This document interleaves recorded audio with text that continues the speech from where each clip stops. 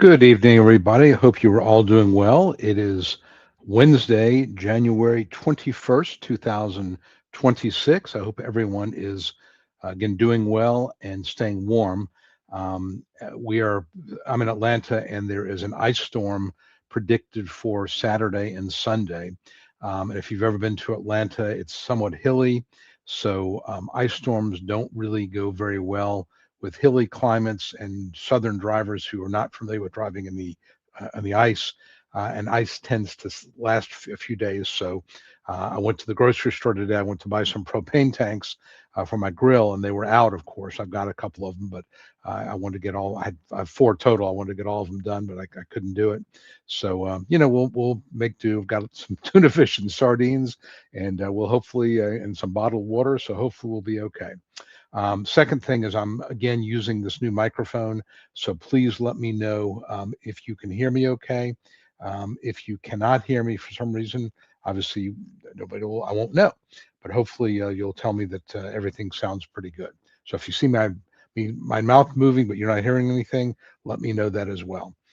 You can hear me loud and clear. Very good. Okay, thank you, Adam. I appreciate that. Okay, so we're going to get to some questions in a minute, and just a couple of things. I always like to start out by going over a couple of things just that are on my mind. And this is This is one thing that I saw twice today, and that is a situation where a client of mine had I guess you could call it maybe a social worker, some sort of a benefits coordinator at a hospital help him with his Social Security application and appeal. And again saw this for some reason twice today. And the problem that they ran into was that the client, filed the application. The case should have probably been approved. I don't know what the application said, but I mean, it was really, really strong case. Um, the Social Security reviewed it. They issued a denial notice. They filed an appeal called a request for reconsideration. I guess the coordinator helped with that. They get a denial notice on that, and they didn't file a request for hearing. And so my client says he never got the notice. The coordinator was non-responsive until today, and didn't really tell me very much. But the point is that there was no appeal filed, request for hearing. So the client hired me after the deadline. You have 60-day deadlines. So he hires me on day 75. I file a notice of hearing, a request for hearing, and a request for good cause on the grounds that my client didn't get the notice, that he'd been in the hospital, he couldn't help, deal with it in terms of getting the appeal done. The judge denied the motion. This judge has a very, very low approval rate. So this is obviously not a judge that's very sympathetic to claimants. The problem is now my client's case is dead. It's gone. There's no appeal on that. And his date last insured is passed. So basically, he is out of luck. He will never get benefits unless he goes back to work for some reason. And I think, unfortunately, he may not survive more than a year or so given his medical condition. But this is just an example of somebody probably, meant well. They filed an application for a claimant in the hospital and didn't really know what they were doing, didn't understand the deadlines, and got a notice of denial, didn't do anything with it. The claimant says he never got it, but I suspect that the hospital person did get it, didn't do anything with it, and didn't know. And you can't really dabble in Social Security disability. You got to know these 60-day deadlines are really, really important. So my client's out of luck. And my point here is that, and then the second part of the story, the second story is, I was talking to somebody today who said to me that she had a relative, or I think it was a relative, in the hospital, and the hospital coordinator says, you know what, I can file your Social Security disability. We'll get a decision in 2 months. Attorneys can't even do that. We can get it done in 2 months. An attorney won't be able to do that. Well, first of all, that's BS, because Social Security doesn't care who files the application, whether it's pro se, whether it's a hospital coordinator, whether it's an attorney. It's going to take, certainly in the Georgia um, offices, it's going to take 7, 8, 9 months. It's just how long it's taking. to tell somebody you're going to get a decision in 70 days or 60 days is just wrong, or that we have the hospital has some sort of special connection. They don't. And so, again, I don't know how this case is going to turn out. I don't know anything about the case at all, but there's just misinformation being given by this hospital coordinator, different hospital than the first story I told you. My point simply is that whether you hire me or hire another attorney or somebody who, an advocate who knows what they're doing, find somebody who does this. Don't find somebody who dabbles in it. I think I can make this work, because you just can't. I mean, it's the deadlines are too short. You got to know what you're doing, and you can really screw somebody up, or you can have your case really screwed up if an advocate, or if a coordinator or somebody who does this kind of part-time on the side decides they want to help you and maybe have the best intentions, but these are two situations. One of them was a disaster. My client's totally out of luck. And the other one, I don't know what's going to happen with it, but anybody who's going to tell you they have a special in can get you approved in 70 days. I can tell you that that's a bad sign. That's like, somebody, you go to buy a lottery ticket, somebody says, I can guarantee you a win. No, they can't. And, you've heard the old expression, if it sounds too good to be true, it probably is. That's what you got going on here. So anyway, just something I want to get off my chest, because I saw it happen literally twice today. People that dabble in Social Security saying things or doing things that I think could create a lot of problems. So just buyer beware, be aware of that. And again, if you choose to hire an attorney, you choose to hire me, you go with somebody else, that's fine. Just make sure it's somebody who knows what they're doing and doesn't, give you a lot of empty promises. So enough said about that, but I just thought I would mention that. Okay. Let's go to our comments. Hakasad, who I hope I'm pronouncing that correctly. Hakasad 399 says, good evening to you. He or she, I don't know, says, I'm at recon appeal. So he's filed reconsideration. I sent a form 3373, which is a disability report. Can I add additional details relative to the previous version? Yes, you can always amend. In fact, if you fill out a disability form, a adult disability report, a pain questionnaire, whatever you fill out, and you realize you left something off, you can always submit another one. And you can get these forms. In fact, I recommend it.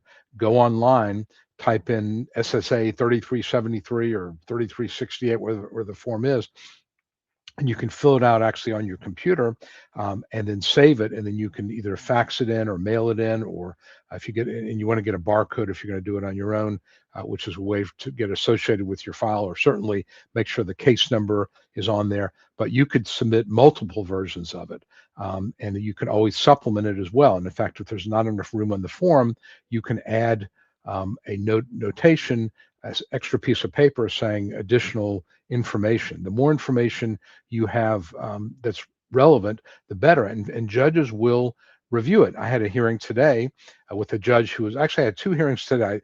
Again, I'm not a big fan of war stories, but I'll tell you, I had two hearings today. I think both of them are going to get approved. The first hearing I thought was going to be really pretty easy. Client was over 60. There's no past relevant work, meaning that this person had not worked enough to be uh, to count for Social Security purposes. In other words, her earnings were below SGA in the 5 years preceding the hearing. She was still insured, but below SGA. So for Social Security purposes, there's no past relevant work. The judge was like asking the vocational witness about past work. And I'm thinking to myself, why are you doing this? The state agency had limited my client to sedentary work. She's had multiple surgeries, orthopedic problems. I mean, a small woman in her 60s, small being physically small, 5'2" and 120 pounds, something like that, and significant problems, surgeries, all kind of issues, needs more surgery. And of course, at sedentary or light with no past relevant work, she meets the grid. And I put that in my pre-hearing brief. The judge is asking the vocational witness a hypothetical, assume this person can do medium work. Well, medium work is standing 6 hours and lifting 50 pounds an occasion. Well, the state agency found she was limited to sedentary work. Now the judge is coming up with medium work. I mean, there's no way this person could do medium work. I would go so far as to say most of us would have a trouble with medium work. Lifting 50 pounds, a third of the day, that's a lot of weight. So, again, I think at the end of the day, the judge is going to approve it. If he doesn't, I have many grounds for appeal. And in fact, at one point, I asked I had the chance to cross-examine the vocational witness. I said, Mr. Vocational Witness, is this particular job, given the earnings, does this count as past relevant work under the regulations? And the judge interrupts, well, that's for decision for me to make. I'm like, well, okay, but it's sort of, the numbers don't lie, but I'm not, I don't like to, argue with a judge. But it was just really weird because this is a case that clearly should have been approved early. I think it will be approved. I think the judge will approve it, but just went through this whole rigmarole for no reason whatsoever. The second hearing was with a judge with a much lower percentage of approval. Very, very nice. My client was very personable. He was respectful. He did something that not a lot of claimants do, and I thought this was really smart on his part. The judge introduced herself. He says, "Good afternoon, Judge Smith." I mean, that's not her name. He addressed her by name. The vocational witness, he addressed the vocational. "Good afternoon, Ms. Doctor So and So." Nobody does that, and that's just as an aside. When you have a hearing, and the judge's name because you will know it ahead of time. When the judge introduces him herself or herself, say, good morning, Judge Smith, or good afternoon, Judge Jones. People, if you ever read Dale Carnegie's How to Win Friends and Influence People like when you use their name. So it's not going to make a difference whether you win or lose, but I think this judge was very, very pleasant and friendly to the claimant. He answered questions very, very thoughtfully. He discussed it in terms of distance and time. He didn't say not very much or not very far. He made it very clear he hated the idea of pursuing disability. He wanted to work, and he referenced his hard work and his work ethic and so forth. And you could tell the judge liked him. He was a very likable guy, and he's a really nice guy, as a matter of fact. But he was very likable in the hearing. You could tell the judge liked him. And yes, the medical was strong. It's going to get approved, and she announced it on the record. She's going to approve it, which was really kind of nice. But this gentleman really took my pre-hearing call, my suggestions to heart. I'd sent him a list of the questions he's likely to get. He was ready, and he was very polite, very personable, and couldn't have gone any better. So my point here is that even little things like just addressing the judge by name can really be important. So, but getting back to Hakasad's question here, one of the things the judge did was she referenced the forms and what he said on the forms. So she read those forms, and I'll tell you, when I do my pre-hearing briefs, I look at the form, the form where the claimant talks about how much he or she had to lift at work or standing, things like that, because sometimes they may have a job that was, let's say, inventory control, which might be considered a light job under the Dictionary of Occupational Titles, but the way it was done was lifting 75 pounds. It may have been performed at heavy or very heavy, and that's relevant in a vocational inquiry. So, the judges look at those forms. So it's important to fill them out accurately. And getting to Hakasad's question here, if you filled it out and you realize and you should always keep a copy, by the way, and you look back at it and you see you put not very much, I can't lift very much, I can't walk very far, and you want to correct that, you want to add something to it. You forgot to talk about your shoulder pain, that you can't lift, over shoulder level. You can submit a new form, add to the form. I wouldn't submit 5 forms of the same form, but you can certainly supplement it. There's nothing that says you can't. And this is your hearing. You're not, you did nothing wrong. This is your hearing. You want the judge to have as much information as possible, and you absolutely want it to to get all the information in. The other thing this judge did, which I don't see that much anymore, but this judge did it. She said to my client, "Tell in your own words what the reasons are that you're not able to work." And I think that I call that an elevator speech, and I think that it's important to be prepared for that question and to have, you can write it out and have it in front of you where you describe the various parts of your body that are impaired and associate it with limitations in sitting, standing, and walking. So again, this client did a really good job at his hearing. He was ready for all that. We had a nice pre-hearing call, and he really listened to me. And it was all him. He did it, and I think that it made a difference. And like I said, the judge asked one question of the vocational witness, which was I think skewed in our favor. Vocational witness says no jobs. Judge says, well, I had another question, but you've answered my question. I'm going to go ahead and approve. So I think that filling out these forms and really thinking about what you say, being specific and accurate, really good thing to do. Okay. Kevin Johnson says, what are the grid rules rewards if you win SSDI and SSI at the same time? Will it speed up Medicare? No. The grid rules are simply a change in the way Social Security defines disability. For everybody under age 50, you have to prove that there is no job you could do. Even the easiest warm body job in the economy, you would not be able to do it because of your medical problems. When you hit age 50, if you have physical limitations, the grid rule, and only with physical, it doesn't work with mental health, but physical, the grid rules say even if you could do sit down or sedentary work, you're still disabled. At 55, even if you could do light work meaning standing and walking 6 hours a day, lifting 20 pounds on occasion, even if you could do that, you're disabled. The logic is that if you've done physical labor, you've got a physical limitation, and you're 53 years old or 57 years old, trying to get a construction job, trying to get a physical job is going to be really hard to do. And so they recognize that physical jobs are likely to go to younger claimants. So the grid rules basically reflect that age is a factor, and that over 50, your body starts to break down after a lifetime of hard work. And over 55, not only is your body breaking down, but employers are going to be less likely to hire you. That has nothing to do with Medicare. Medicare is based on the date of your first payment. So I guess to the extent that the grid rules get you approved, there's a 5-month waiting period in SSDI cases. And so if let's say you're approved with an onset date of January 3rd of 2026, let's use that, the 5-month waiting period January doesn't count because it's a partial month. February, March, April, May, June, July of 26 would be your first eligibility for payment. If your onset date is January 3rd of 2026, July is your first payment, and then August of 2028, the 25th month after your first payment, that's when Medicare kicks in. But that is a congressional determination. The grid rules only determine whether you're eligible for benefits. And if anything, what I find more often than not is that judges will change the onset date to move it forward. So if somebody applied and said, I became disabled, I was 49 years and 3 months old, they'll say, okay, we're going to find you disabled. We're going to make it as of your 50th birthday. So usually it pushes the onset forward, which means there's a longer wait for Medicare.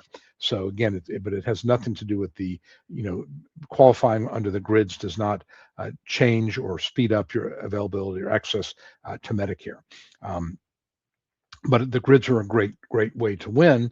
And in fact, that's one of the things that we had been hearing some rumors earlier this year that the current presidential administration was looking at suggesting changes to Social Security rules so that age would not be a factor, that the grid rules would either be modified or eliminated, and that age would not be a factor. So a 58-year-old would be, have to prove there's no work they could do. And the fact that they're 58 would not be a factor in terms of job availability or job performance. My thought was that judges were still going to recognize that older claimants are going to have more of a problem, but there wasn't that formality, wouldn't have been that formality of the grid rules. There was a lot of outcry about this, and the administration withdrew it. But they withdrew it, but they haven't published their withdrawal. So I know some of my colleagues are very concerned that this could come back. I think that I know the AARP, which is obviously a big lobby for Social Security retirement in particular, they get real concerned when there's any action to change age as being a factor for anything. So I suspect that was a big push of it. And I think a lot of people reached out to their Congress people saying this would really be unfair. And there was some articles that said that, a significant percentage of applicants would possibly not get benefits they were deserving. And, again, a 58 or 62-year-old, is not the same as a 35-year-old in terms of their physical capacity, 98% of the time. I mean, I'm sure there are some 68-year-olds who, could run circles around 35-year-olds, but generally speaking, if you've done physical hard work your whole life and now you're 58 or you're 61, it's going to be hard to get a job, in a warehouse doing construction, bricklaying, things like that, where it's very, very physical, and the grids reflect that. And hopefully that will not change, because I think that that is a very fair way to look at it. Just because, again, I mean, look, I'm, in that age category, and I know that, things that I could do, when I was 30, I can't do now. So yeah, it's definitely I think it's an important thing to keep age as a factor. If you start hearing talk that they're going to eliminate that, definitely let your congressperson know that that's not a good thing. Okay. Is it 5 months of SSI? And SSI, good question, Kevin. There's no 5-month waiting period in an SSI case. So if you apply for benefits, concurrent benefits, SSDI and SSI, you're approved. Let's again use January 2nd, 2026, then SSI kicks in immediately. So from January through June, you're eligible for SSI. And then assuming that you meet the non-medical qualifications of very low household income and very limited assets. And then once you become eligible for SSDI in July, most of the time SSDI is going to be higher than SSI, and it will offset it 100%. So there are cases where somebody gets a check for 5 or 6 months representing SSI because there's no 5-month waiting period, and then once the SSDI kicks in, the SSI is canceled, and they start getting their SSDI payment. In theory as well, SSI, you become eligible for Medicaid, not Medicare, Medicaid, which is a state funded program, as soon as you become eligible for SSI. So theoretically, you could become eligible for Medicaid for a 5-month period of time, and then once SSDI kicks in, your Medicaid eligibility goes away, and then 2 years later you get Medicare, which obviously, if you need to go to the doctor, that's a little problematic, but that's the way it works. But yes, good question, Kevin. There's no waiting period for an SSI case. And there's also, by the way, there's a couple of medical conditions, ALS being one of them. There's another one I can't remember off the top of my head, where there is no 5-month waiting period for SSDI.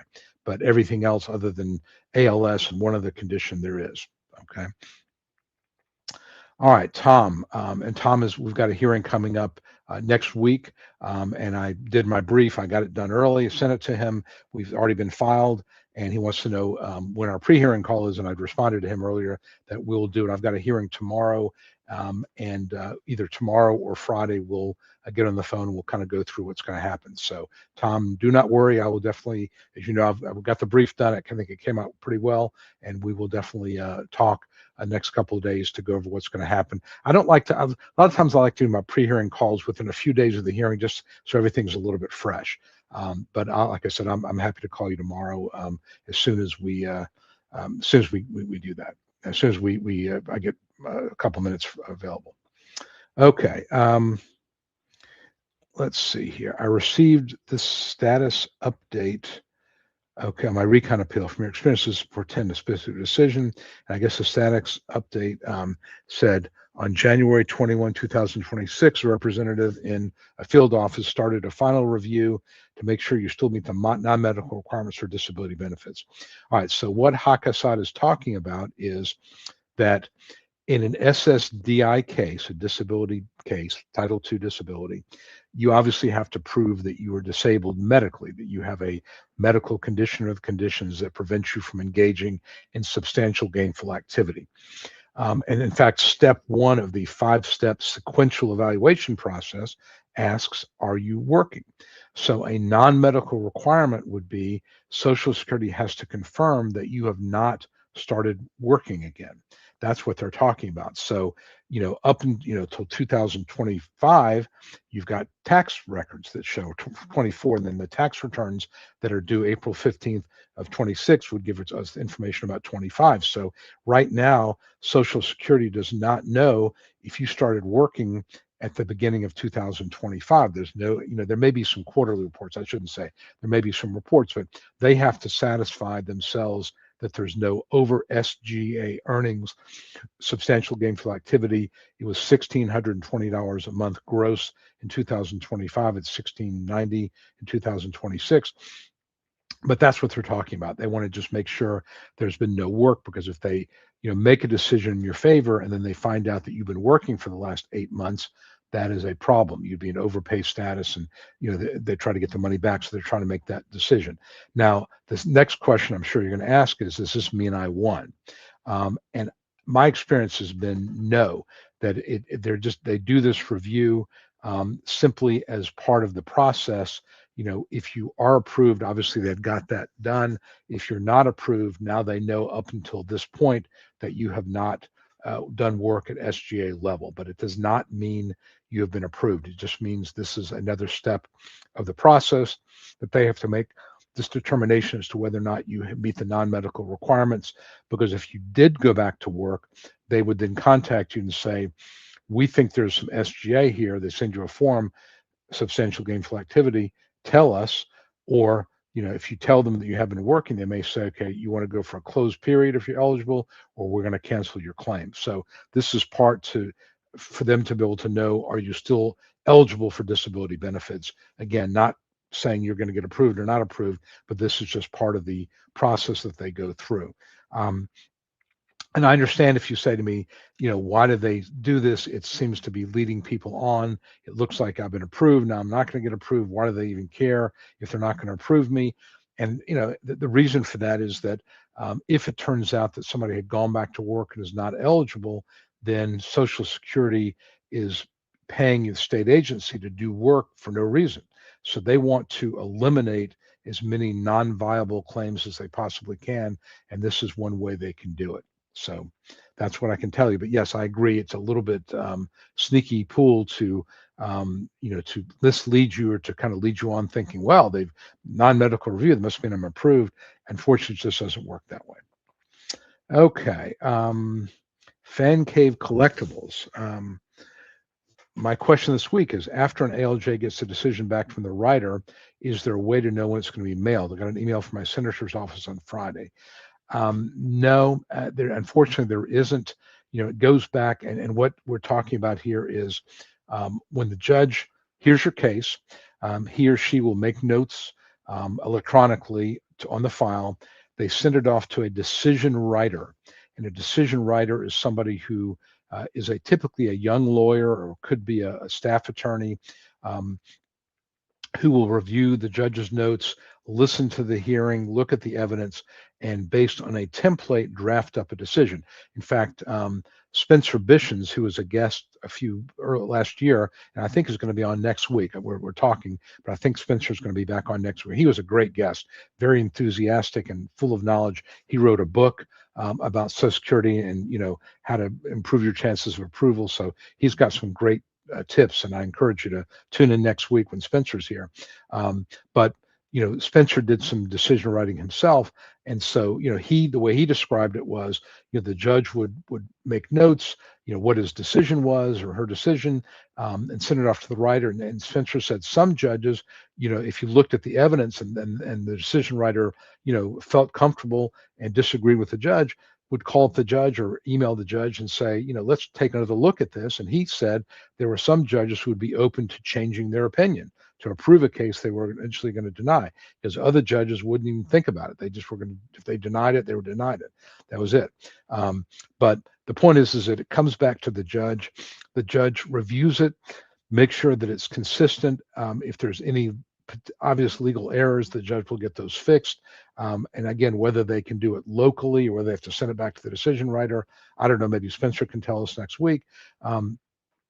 But as far as when it's mailed, it's in the judge's inbox, and when the judge, gets around to it, it'll be processed. Now, I will tell you, that right now they are behind. In fact, one of my hearings today, the judge said to the claimant, my office is way, way behind.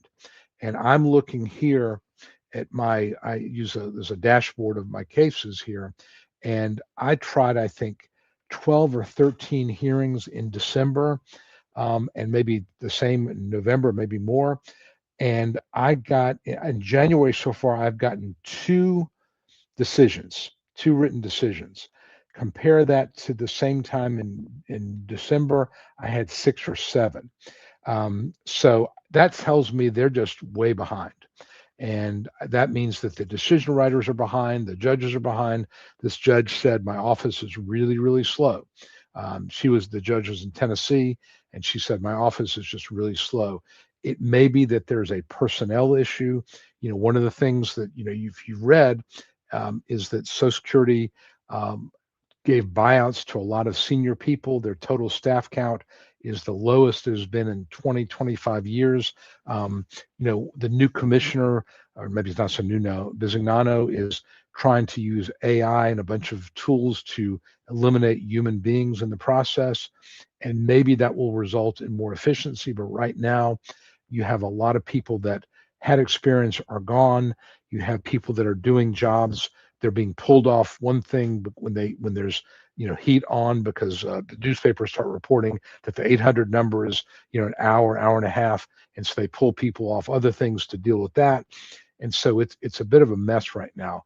And by the 800 number, by the way, we had to call. We have cases where we need to get access electronically. And so I have someone on my staff calling. She was on hold for an hour. And then they asked her a question. She had to look at it, and they hung up on her. They asked her a verification question. She had to go to a different screen, and they hung up on her after waiting an hour. So, right now, customer service at Social Security is really, really bad. And I wish I could tell you otherwise, but it's a bit of a mess. So I think that the reason why these cases are taking so long to be processed and released is just staff issues. Staff issues. Okay. I think as far as whether a judge gets it out, it's going to depend on the judge. I think a lot of judges realize you've been waiting a long time, and they will prioritize getting those decisions out. I think other judges, like, they got a lot of work to do, and they get around to it, they get around to it. Again, something else that Spencer had mentioned, and I'm just going to speculate a little bit here, that a lot of things, a lot of staff in Social Security, they are measured, they're graded based on their productivity.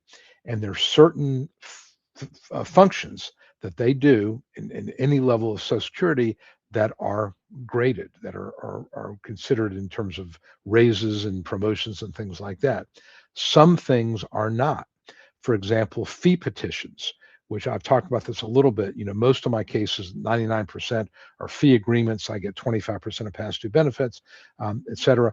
Well, every once in a while I have to file a fee petition because, there was another attorney in the case, or because the judge, misread any number of reasons.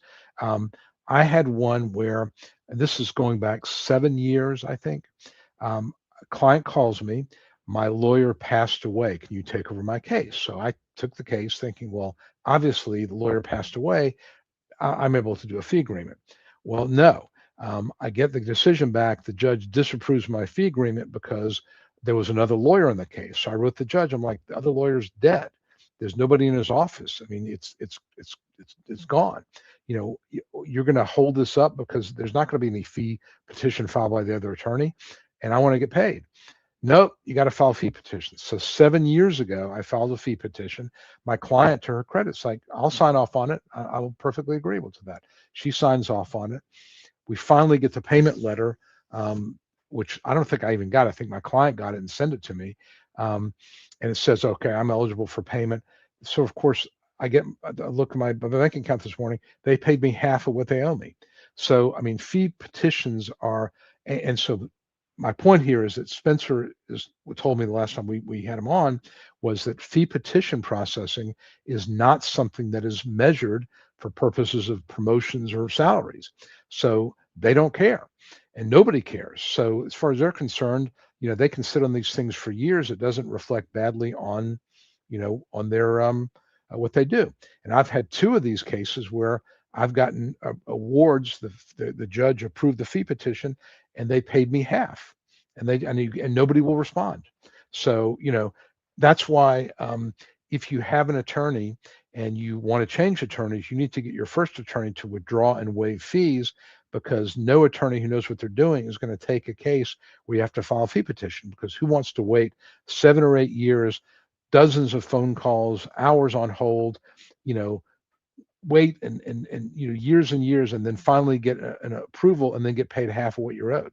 So stay away from changing lawyers, and stay away from situations where you got to do a fee petition, because if you're a lawyer out there and you're thinking about doing this, do not in any way, shape, or form do cases where you have to do fee petitions, because they don't care. But I think and I realize I'm kind of rambling here, but I wonder if a judge's speed in getting out an approval or denial decision is a metric that is used, is kept track of, that might determine whether that judge's salary gets increased or whatever. I don't know, but it may be that is not a priority, because it is not something that makes any difference to a judge as far as fees and as far as salary or promotions. I don't know. Maybe Spencer knows, but that's just a thought, because that is an ongoing issue with certain things like fee petitions, and there are a few other things like it.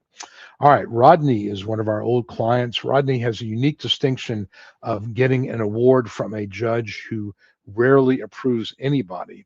And another attorney in my office actually handled this case, but Rodney's been a loyal visitor of our live stream, and I'm glad to see you here. And again, every time I see your name, I smile, because you got that award from a judge who doesn't award too many cases. And I wouldn't say that. I appeal him all the time. And then every time I appeal him, he eventually approves it. But it's like 4 years later. I just had a hearing with him a few weeks ago, and I'm still waiting for the decision. But a lot of times he approves it after he's been slapped down by the district court. So anyway, okay. The man, the myth, the legend. Well, some will say I'm a legend in my own mind. I will agree with you there. Okay. Should I be paying for, Russell says, should I be paying for Part B if I qualify for a chronic MSP? And I will have to admit to you, Russell, I'm not sure, when you're talking about Part B, are you talking Medicare Part B? And MSP, it's not Minneapolis St. Paul Airport. I don't know what MSP, I guess it's a managed service provider. That's really a question I don't have an answer to. I think it's a Medicare question. I would reach out to Cal Hero, info@medicaremall.com. And Cal he's in the insurance business, but he's been very generous with his time in explaining Medicare issues to my clients. So reach out to Cal Hero, CALHERO, info@medicaremall.com, and ask him that question. I'm sure he will give you an answer.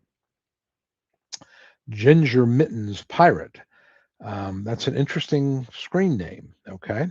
If Social Security recognizes a PMHMP as much as a psychiatrist, thank you very much, Stephen Cassandra.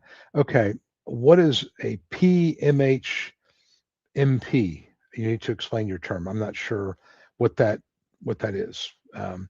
Past medical history. I don't know what that is. So Stephen, Cassandra, if you would fill me in, that would be great, because I don't have to answer. I just don't know what that is. Still going strong. Yes, after all these years, I'm still going strong. Still playing tennis, still winning. I've been working at it a lot, and had a match this past weekend. It was pretty brutal. It was like 38 degrees, kind of windy, and the courts were terrible. But my partner and I, mixed doubles, we pulled it out, and we won. And it was my serve was cooking. I'm lefty, and I have this kind of slice serve where I'll kind of hit the corner of the box, and it's unhittable if I get it in. So I was getting them in. So still going strong. All right. Dolphin, hello from California. This is RD, and have exciting news. That's great. Great. That's always a good sign when they call you and say you're getting approved. I still like to see it in black and white. I want to see it written, but that's always a good sign when they call you and say you got approved. That's great. Congratulations. Had my hearing, meow, meow. Last week, the judge asked if you changed your onset date. You said yes, which often is a good decision. Second question, the VE with no jobs, you met a listing. Yeah, you won. That's good. That's good. That's great. Yeah, sometimes changing the onset date, especially if it's to 50 or 55 or it's the date of a surgery, can really make a big difference. And if I see that coming, I try to talk to my clients about it because I'd rather take a win and give up a few months than not. Now, there are some cases, like I'm looking at a couple of them right now, where we got shortchanged by 3 or 4 years, 20, 30, $50,000. Got to look at it, maybe want to appeal that, especially if it's done administratively.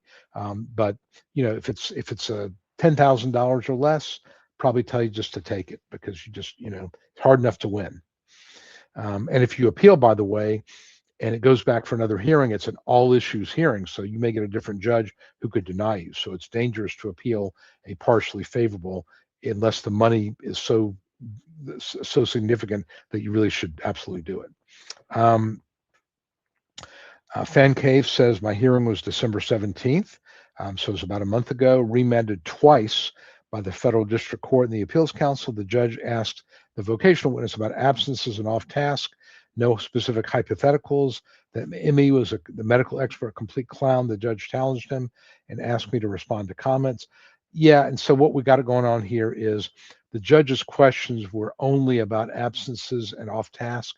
So that's usually a pretty good sign because if basically the threshold issue is if you're off task more than 10 or 15% of the day, if you're missing 2 or more days of work per month, then those are pretty good signs you're going to win.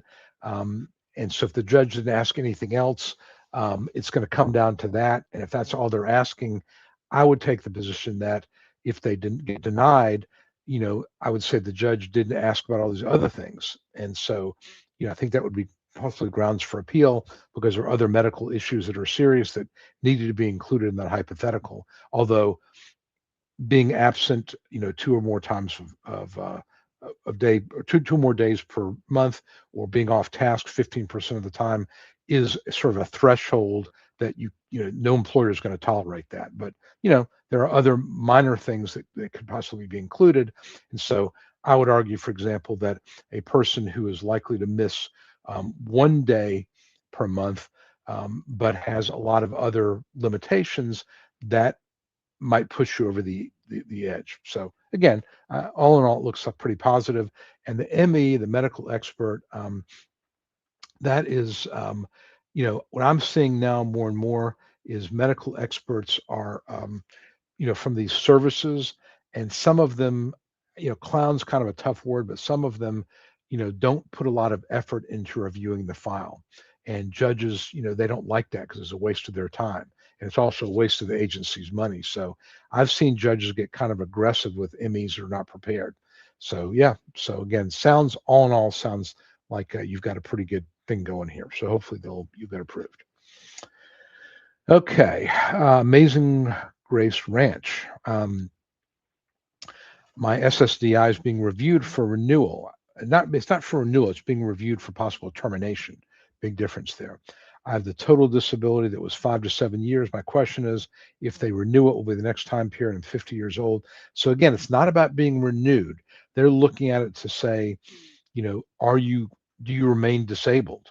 And should we cut you off? So if they decide you remain disabled because your medical condition is not significantly improved, things stay as they are. You keep getting benefits. If they decide to cut you off, that's called notice of termination. You would have to appeal that. So they're not renewing it to, just to renew it. They're looking to see whether they can cut you off. And normally a 5 to 7 year review or case that was designed for a 5 to 7 year review, medical improvement's not very likely. So, the odds are you're not going to be moved for termination. Your benefits will not be cut off, and you'll be back on another 5 to 7 year calendar. And sometimes when you're over 50, they may not ever review you again because you're getting to that point where you're getting close to retirement age and you're not a priority for them because they would rather focus on people in their 30s and cut them off. But just be aware what they're doing here is they're looking at it to see whether you are remain disabled. And to this same realm, EJ says if CDR is a CDR easier than initial approval. Yeah, of course it depends, but generally speaking, you've been deemed disabled, and a CDR is they're looking to say has something improved. So I think that you've already been found disabled. So unless Social Security can show something is significantly improved, you're better off. You're likely to remain on benefits. And I don't have the statistics for you, but I suspect that the percentage of people terminated is smaller than the ones that are that in terms of getting an approval, only about a third of the cases at initial are approved. And I think CDR is probably, 75%, 80% are not terminated. So again, it's a lot easier to stay on benefits than to get them in the first place, if that's what you're asking. And a lot of the initial approvals, by the way, are people with listing level conditions, life limiting conditions. So it's really hard to get approved early, and you got to have something really, really going on significant to get approved early. Let's see what we got here.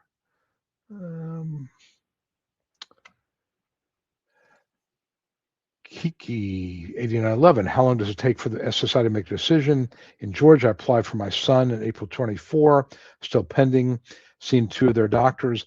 I find in Georgia, 8 to 12 months is not that unusual.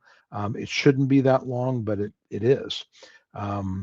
So, it's just one of those things. It does take a while. In Georgia, it just happens to be one of the states that's, a little slower, unfortunately. And SSI, it's a child case, I suspect. So they're going to have to review it, have to have, medical experts knowledgeable about child SSI claims to make that work. I'm going to see if I can make my exposure a little better here.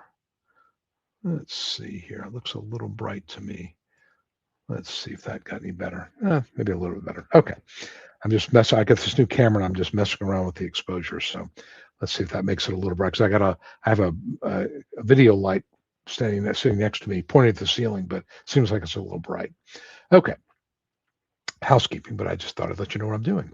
TON, TON or TONE 2034.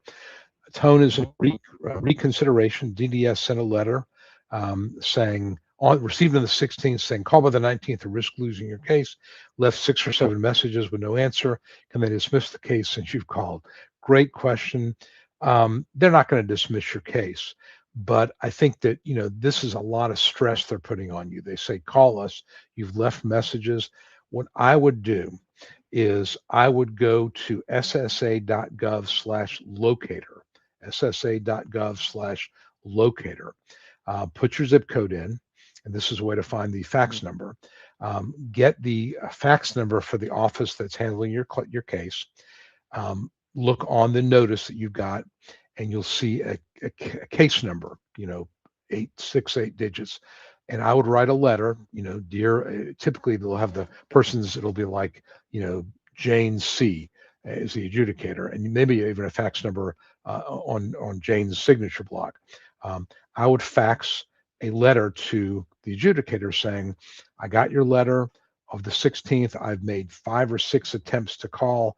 I've not been able to get through. Here's my number. Here's where I'm available. I'll continue to try, but please call me. Get that, put that in the record, because if for some reason they try to cut you off, or they try to say you didn't call them back, you can point to a written document that is in the medical or in the record of the exhibit file that you did try to call, that you wrote a letter saying, I've been trying to call me back, just to protect yourself, because again, they're understaffed. Things like this, it's easy to let's just dismiss the case because the person didn't call us back. I don't think most adjudicators are going to do that, but maybe that person never got the message. Maybe their voicemail didn't get heard. You never know. Put it in writing. Cover your behind. Put it in writing. That's what I would absolutely do.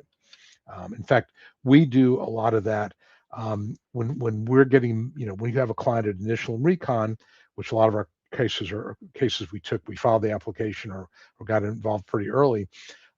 we will notify the adjudicator, we have new medical records for you. Here's the name of the provider, here are the dates of service, please get them. And we do that in writing. We will send a fax, and Social Security still uses faxes. I know it's kind of an old technology. We'll send a fax to the adjudicator and say, here's what you got to do. And that becomes part of the record. And you see it down the line when I'm looking at the file. Received a fax from claimant's attorney advising us of new medical providers. So because trying to call, you could be like, my staff person, you could be on hold for an hour. Do it in writing. And again, if there's a problem down the road, it's in writing. It's part of the file. If you have to go to your senator or congressperson to get some help, you can say, all this is in the file. I've done this. It's all in writing, and you have documentation. Document, document, document. In law school, I remember in contracts class, my professor said, a verbal contract is worth the paper it's written on. And what he meant by that is that, anything done verbally, or you talked on the phone with somebody, that doesn't count. It's got to be in writing. In fact, there's a whole area of law called the statute of frauds, which kind of talks about that. I mean, a verbal contract is enforceable, but it's also easily defended against, because how do you prove what was said? Again, if you have it in writing, you back it up. It's much, much better. But that is, Tone, that is really frustrating, because you do what you're supposed to do and they don't acknowledge you, and then they threaten they're going to cut you off. You got no time to respond to it, and yet you did. And now you're left wondering, am I going to be cut off? So put something in writing to say, I contacted you 7 times before the 19th. I've contacted you 6 times after that. I will continue to contact you. Here's my number. Here's a date to call me, because you definitely want to cover your behind on that. Black 305 says they want us in the future to use wearable medical devices to get them to kick you off disability. Yeah, maybe. I mean, that's probably a long way off, but yeah, they're going to use AI. I mean, look, I'm using AI. With that, really helps a lot to really get my cases prepared for hearing. And by the way, if you're going to use a tool like ChatGPT, don't use the free tools, because the free tools, by definition, they're going to train on your data. And I don't think that anybody really cares about, somebody's MRI report, but you don't want to put your information out there. I use the Google product. It's called Notebook LM, which is what they call a RAG, or it's closed, meaning the only thing that it's consider is what you give it.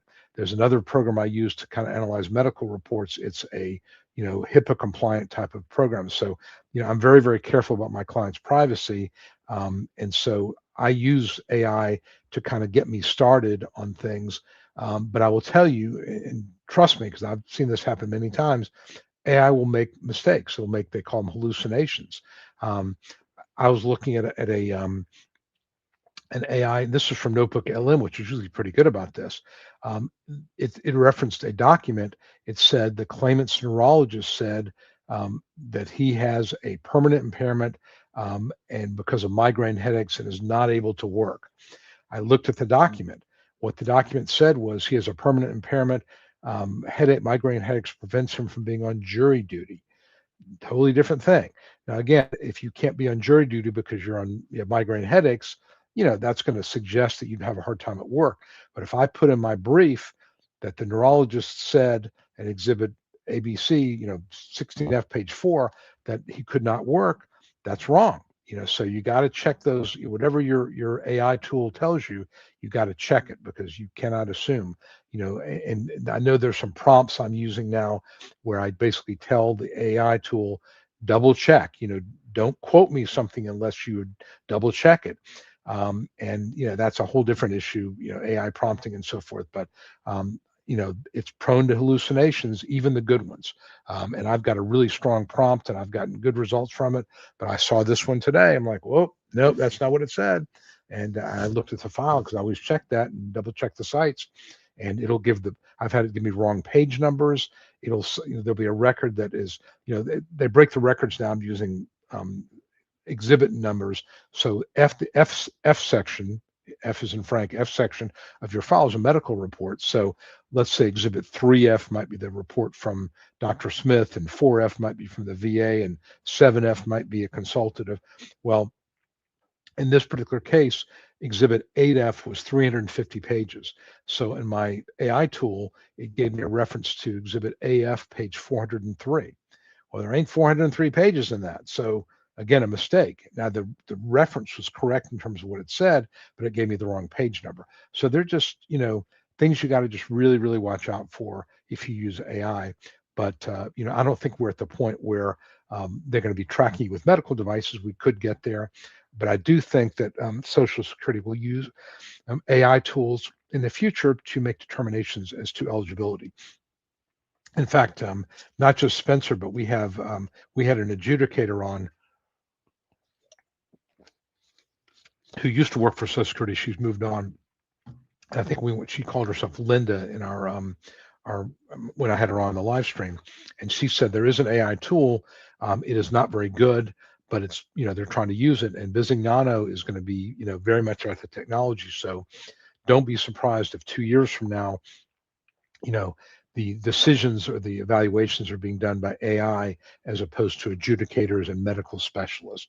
That's my guess, but we'll see. Okay, so I think RD told us about that already. Okay. Hubby's account, ask him to upload, verify accounts. All of mine did not do this. Could this mean anything? No, I mean, I think that, one of the things Social Security is very concerned about is identity fraud. And so when you're logging into your account for the first time, they may ask you for proof of identity, and it may be the driver's license. And there's a number of services out there that do this now, because I've had a couple of times when I'm trying to get authorized for something, I will have to upload a picture of my driver's license. And so that may be what's going on. I think that has nothing to do with your case, though, would be my guess. Okay. Okay, this is one of my clients. Good to see you. And mini donkeys and the Dude Ranch. This is a person who I guess has, I believe it's doodles on the ranch that they raise, and now they've got mini donkeys. Okay, I don't know if I've ever seen a mini donkey. I'm sure you'll send me a picture of one, but that's kind of cool. That's kind of cool. Okay. Okay, this is going back to my comment about a coordinator in a hospital giving advice about Social Security. Realize Social Security is one of these rare areas where you don't have to be a lawyer to do it. I mean, you could go down the street and find somebody off the street, and they could represent you in a disability case, and Social Security would pay them if they were successful, if they had a fee contract. And there are a number of what they call non-attorney reps out there who are not lawyers who do this, and some of them are quite good. In fact, I had one of the former non-attorney rep who's now a psychiatrist. She was a guest last year, and she went to medical school, but before that, she was a very, very capable non-attorney rep. So there's some very good ones. There are some that are not so good, and there are some lawyers that are not so good. I think that the biggest issue, I think, is called an ED-NA certification. And I know that NADR is an organization with a lot of non-attorney reps, and they do a pretty good job of training. I think, again, the risk you take is, whoever, I just say it this way, if you decide to get a representative, whether it's a lawyer or a non-lawyer attorney rep, or, somebody off the street, you got to ask questions. Do they know what they're doing? Have they done this before? Are they dabbling in this, like this person at the hospital? So you really have to be very, very careful when you trust your case to somebody as a representative, because if they don't know what they're doing, it's a real problem. And I've met lawyers. In fact, I've gotten calls. I mean, obviously I've got a pretty high profile with the YouTube channel. I get calls several times a year, and also I teach continuing education programs on disability, but I get calls several times a year from lawyers who got themselves in a pickle, where they took on a case thinking, oh, it's just disability, and they got a big problem because they went to a hearing and the judge read the Riot Act, they weren't ready, whatever the case may be. Um, it was a real, and so I try to bail them out, help them to figure out what to do, and I typically will do that. Or somebody is thinking about taking a case, to help a friend or a relative, and they want to know, what they should do, and I'm always willing to help somebody who sincerely, is trying to do something for the benefit of a friend, as a professional courtesy. But yeah, there are people out there who are filing applications, filing appeals, who don't know what they're doing, and you have to ask questions. So whether you choose an attorney or you have a coordinator, you got to ask those questions. This is not, sorry, my phone's beeping. There's um, texting going on. Um, okay. Thank you for my weekly chats. I'm glad that they helped, and thank you very much.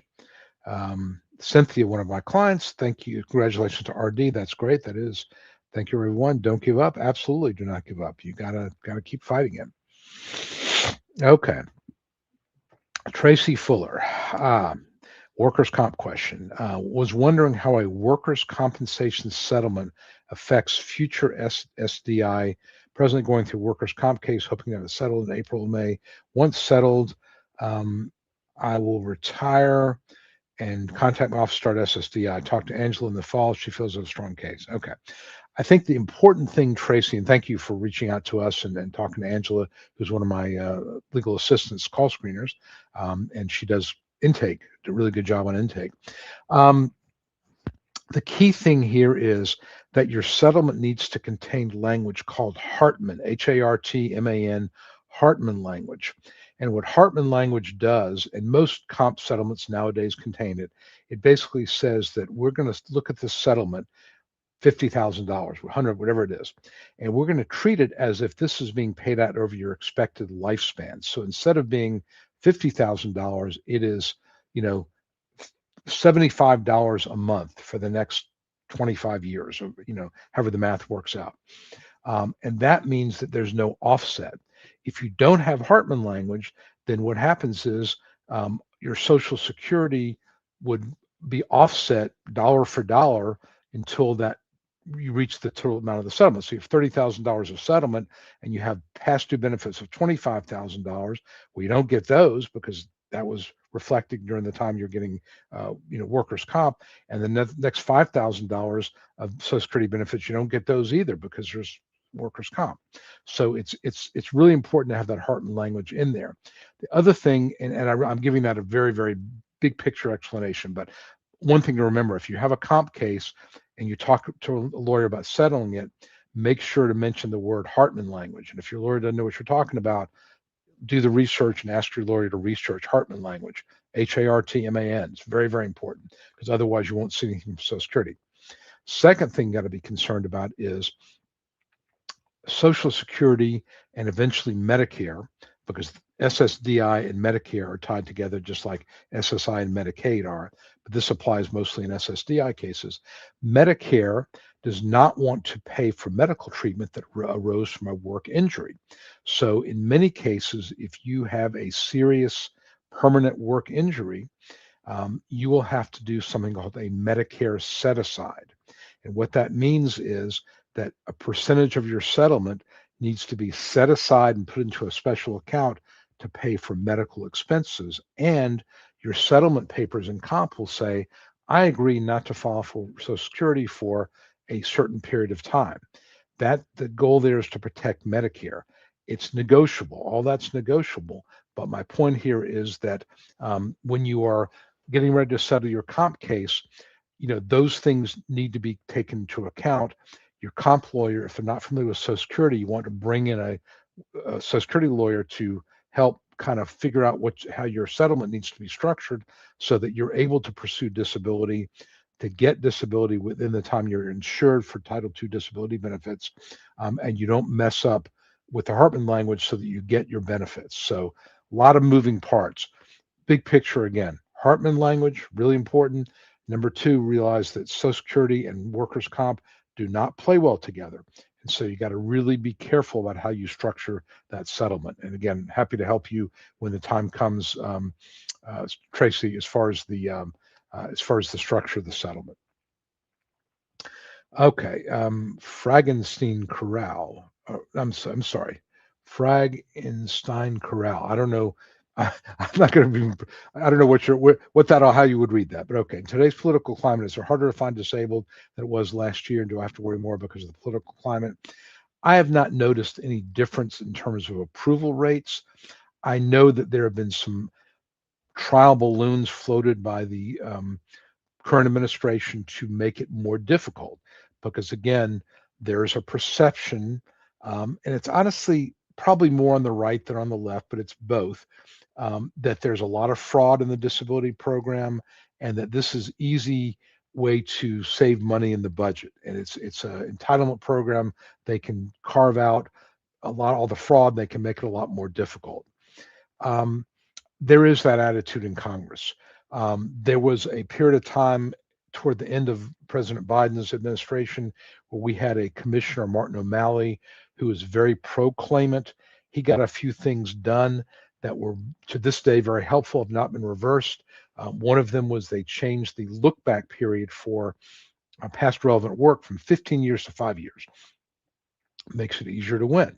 Um, it's just there was a couple other things that they did that were really beneficial to claimants. Obviously, when President lost, he's out, and the new commissioner, I don't think is hostile, but is certainly not as friendly as O'Malley was. New commissioner is about saving money and getting rid of staff, and I think it's made things go slower. So I have not found it to be substantially more difficult. I think that judges operate independently. Um, whether the let's call it indifference to hostility of the current administration will filter down to choosing judges, to decision making, it remains to be seen. So far, in my opinion, it has not. But we shall have to keep an eye on that. What in the world? My husband is 100% service connected for PTSD and agoraphobia. He gets TMS daily, magnetic stimulation, weekly ketamine, which is a pretty serious heavy duty medication for depression. Should he apply for SSDI now or wait until he gets fired for taking so many days? Well, you can't really apply, or okay, and I want to read it. Should he apply for SSDI now or wait until he gets fired for taking off so many days for treatment? Realize that the 5-step sequential evaluation process, step one is, are you working and engaged in SGA? So if he's working and making more than $1,690 a month, he can't apply. He's still working. Once he gets to the point where he gets fired or he quits, pardon me, and he's no longer earning anything or he's below SGA, then he can apply. Now, I will tell you, um, PTSD, agoraphobia, depression, they're hard to win because they're invisible. Now, he's getting a type of treatment that suggests something pretty serious. But I would say get your ducks in a row, talk to his psychiatrist, psychologist, and see how much they'll support you. Will they agree that he would not be reliable at a job? He's having trouble now, but tell him what your plans are. Thinking about filing for disability, we've got to prove he can't be reliable at anything. Would you support us with that? Because you're going to need that. And I've won a lot of mental health cases, but they're hard. And some judges seem to feel like, you can't take an MRI of it. It doesn't exist. So just be aware it's going to be a little bit of an uphill battle. But he's not getting mild medical treatment. He's getting heavy duty ketamine, things like that. Really, really heavy duty type of stuff. Okay. Larry, one of my clients, we got a favorable. That was one of the two that we've already got a favorable for. So I'm glad we got it. And great, Larry. Thank you. Yes, my pleasure. And thank you very much for tuning in. Good to see you. And I hope things, again, now that you're on benefits, hope that you can focus on getting your health better. That's take one thing off the plate. What in the world?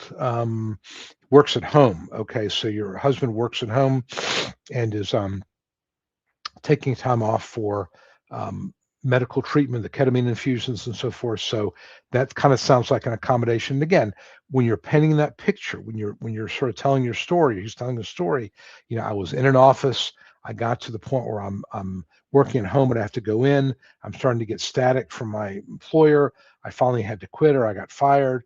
And this is where I'm at, is I've got to have these treatments. And there is an argument that you can't do ketamine infusions or the magnetic stimulation, after 5 o'clock. It's got to be done. And, you would need evidence, from the clinic that this is when they're open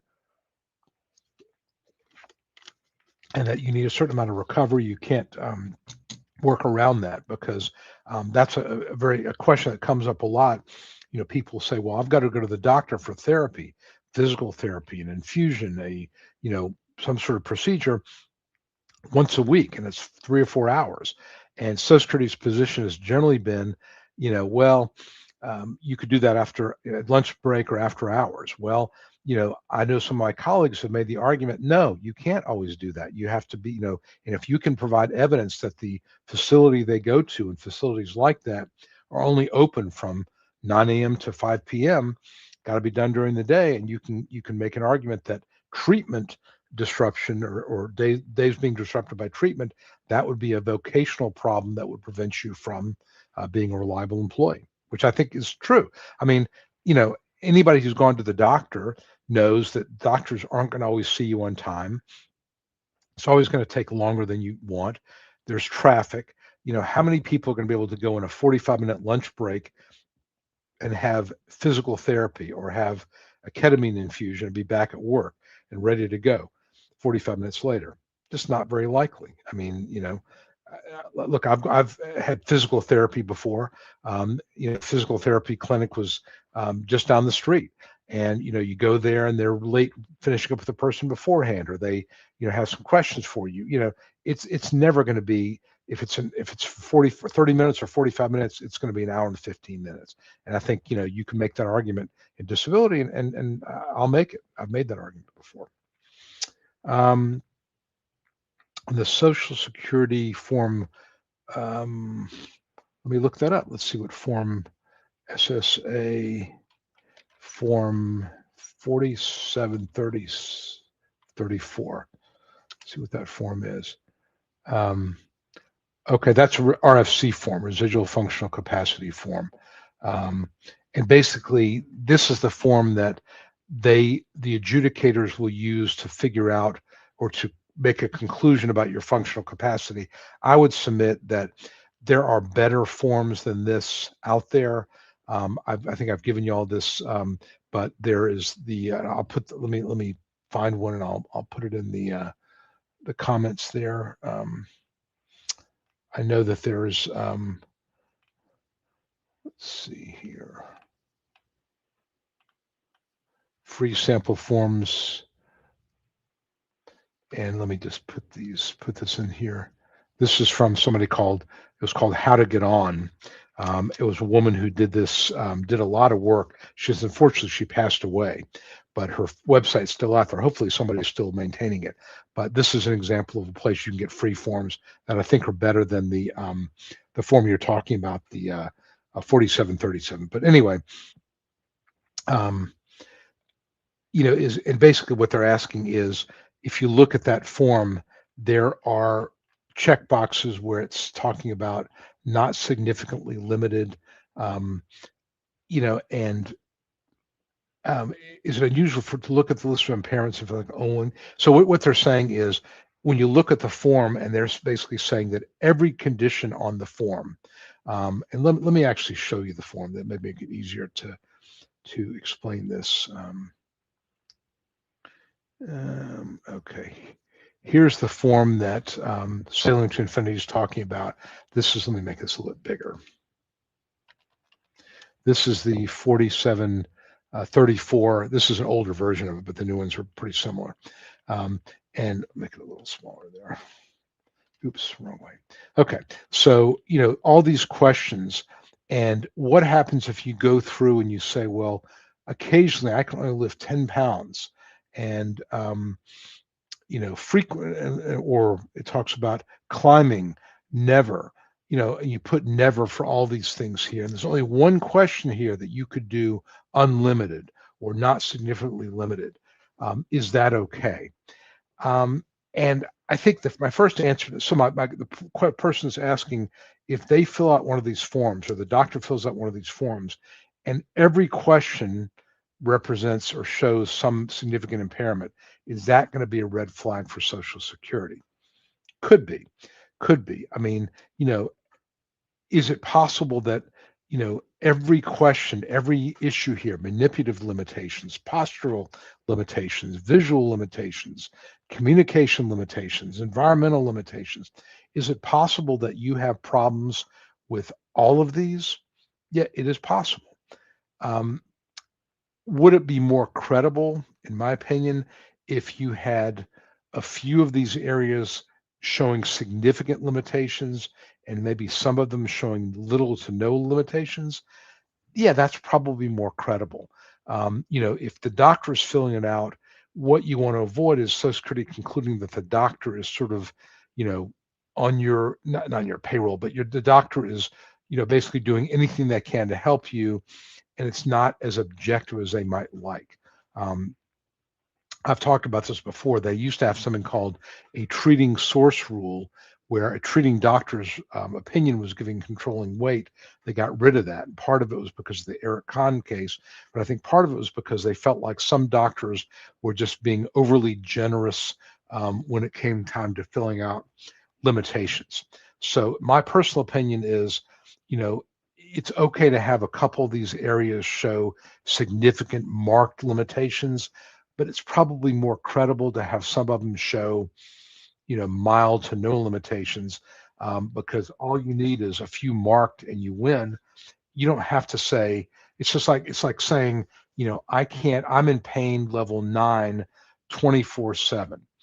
It's just not totally believable, because most people are going to have, sometimes they're in a recliner, they're on meds, the pain's going to drop down. You're better off saying my pain fluctuates throughout the day. It goes from a never better than a 5, but it can go up to an 8, 3 hours a day, 4 days a week, as opposed to it's at a 9 all the time. I think if you have one of these forms and it says, basically everything is limited, every function you do is limited, that's probably not as credible. So I think I would answer your question that yes, it is unusual to have everything being limited. I think it's probably less credible to do it that way. Would it be helpful to confirm my last job? Yeah, that's always helpful, because it's letting a judge know, letting Social Security know what you did, I think is a oops, um, did I just mute myself? I hope I didn't. Let me see here. Oh, I think I make myself louder. Okay, that was not. I was got this new headset, and I don't know exactly how it all the buttons. There's all these buttons on there, and they're black. You can't see them because the plastic's black. So I think I hit something, but I'm not using this to listen to anything. So hopefully, it didn't mute me. If it did, let me know. But yeah, I think anything that tells me what you did would be helpful. So yeah, I think that's useful. Um, Okay, very good.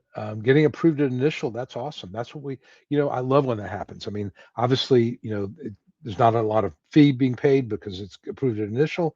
That's fine. I mean, I love to win cases early because my clients get their money, they get this load of stress off their back, and they're happy and they write nice reviews. So that's great. I'm very, very pleased that we got approved at initial. That's great. Okay, when an appeal got notice of reviewing medical records, again, this may be for that CDR question.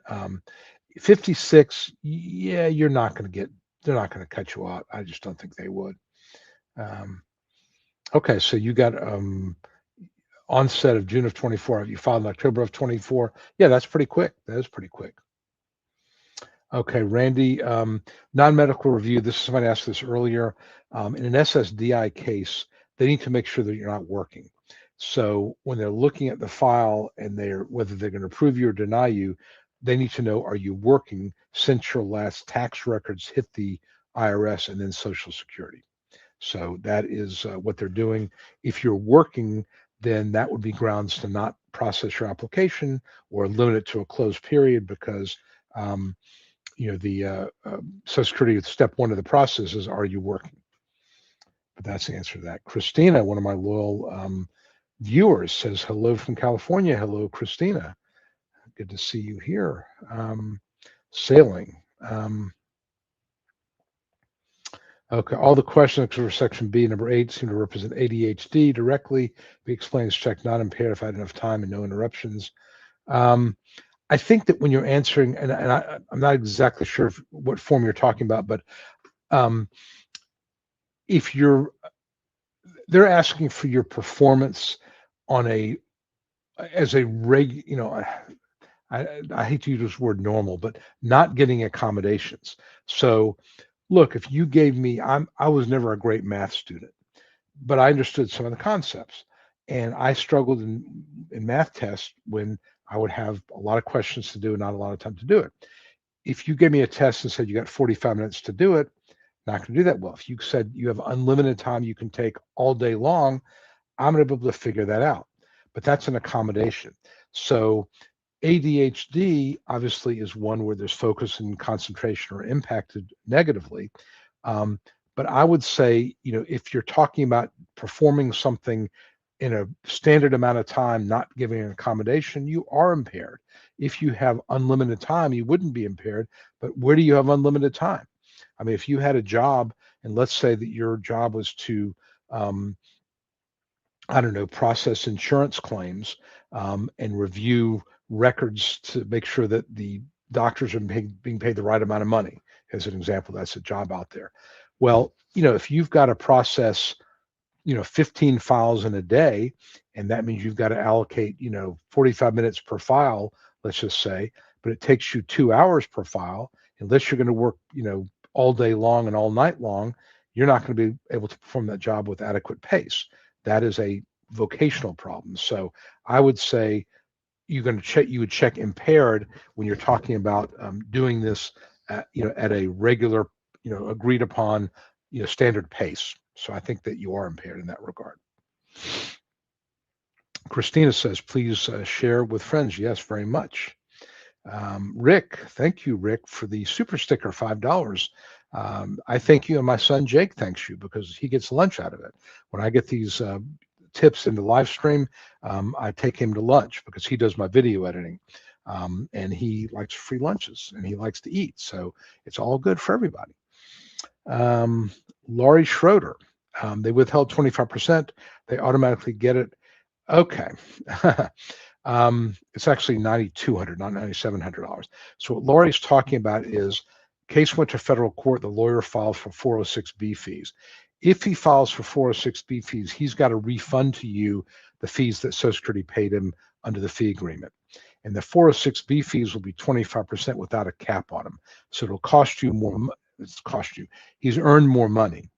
Okay, but he also went to federal court, but he can't double dip. He doesn't get the standard fee and the 406B fee. So he will have to refund to you the $9,200 or $9,150, whatever it is, after the user fee that he got in order to get the 406B fee. In fact, when you apply for 406B fees, you've got to acknowledge that you've refunded those other fees. So ask him about that. But yes, you'll get your money. You get some of that money back.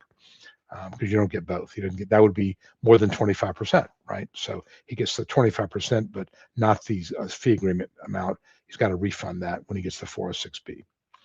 Okay. Thank you, Rick. Yes, thank you very much, Rick. I appreciate it.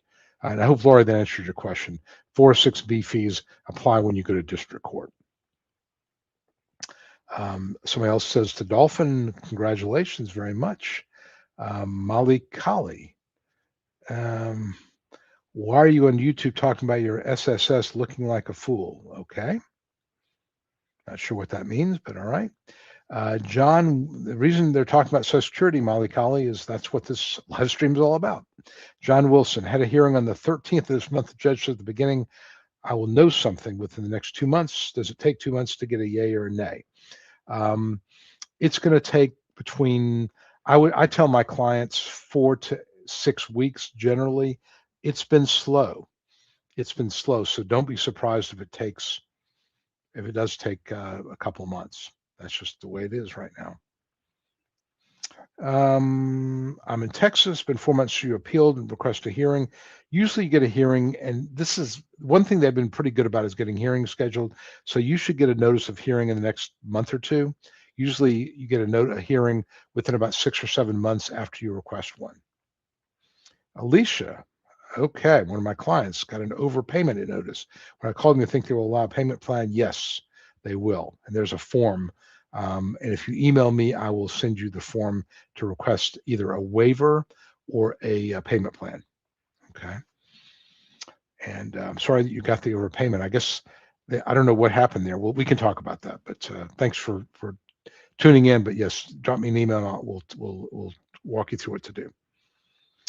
Rolando, I was denied my first application, went up to a federal court. And the second application, I have fibro, depression, anxiety, spine stenosis, 52 years old. Yeah, I mean, I think that being 52 will help a little bit because now you have the grid rules. I will tell you, Rolando, fibro cases for men really, really hard to win. I think the spine stenosis might be your better argument as well as the depression, and you want to quantify it as much as you can about what you can and cannot do. And I would look at the unfavorable decision from your last case and why did the judge deny it, and see if you can address those gaps and fix it. And it's hard. It's hard because it'll go back to the same judge. But you have your age category has likely changed, and if the judge limited you to sedentary work, by the way, there's an argument that says that at a new hearing he can't now change it to light work. So take a look at that as well. What did the previous decision say? And if you have an attorney, make sure your attorney has a copy of the prior decision. Yes, I did answer you. My pleasure. What do you think will happen in federal court? My second application denied recon. What can you tell me? Um, Again, federal court, it's hard to, it sounds like you're in federal court and you started a new application. So the federal court is going to determine whether or not the case needs to be remanded back to the judge for another hearing, in which case your new application and your old one will be combined together and the judge will take a new look at it. Again, your age, if you were not 50 when you first application, being over 50, now the grid rules can come into play.